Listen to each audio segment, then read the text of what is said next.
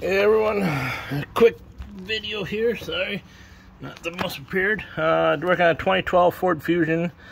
I know ALLDATA and Mitchell and all of them say you are supposed to disconnect the steering shaft from inside from the rack and pinion and lower the subframe down. I was able to do it without disconnecting the rack and pinion.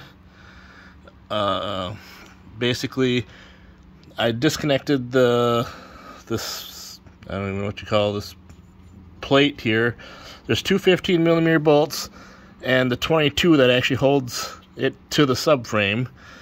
And then I basically put a wrench in there for a wedge for room, and then this bolt, then you can get it out, and when you get it out with the control arm in there, it'll go somewhere in there and it'll wedge on the frame. So then I took the control arm, I twisted it, pulled it out so that it was kind of like that, and I was able to get the control arm off of there, because then there's a bigger cavity up in there where the bolt can sit.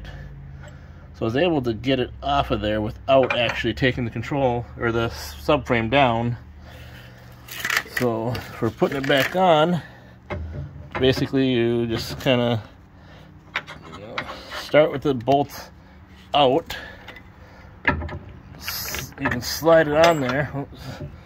I can't do this one-handed here.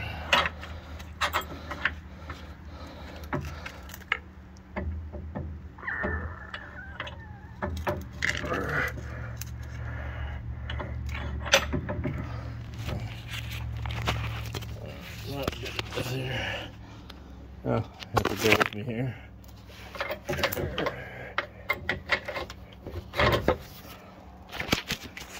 Okay, so you can get it on there like so, stick it up there, slide the bolt into the control arm as much as it'll go.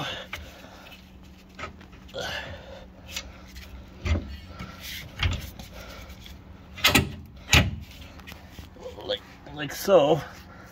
And then you slide it back just a little bit so it's in that cavity, and then you can turn it up and put it in position like that.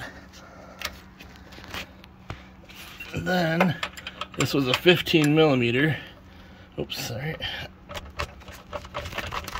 Just kind of get that bolt started back in there. I gotta do this with two hands, but there's your bolt. Should be able to get it started back in there. And then this one here will just drop down into the control arm. There's a bushing that you have to punch out of there, and then for pressing the new one in, I basically just used like a long bolt with some spacers and made kind of like a little clamp press to kind of press it into the knuckle there. So it goes pretty quick. It's not too bad.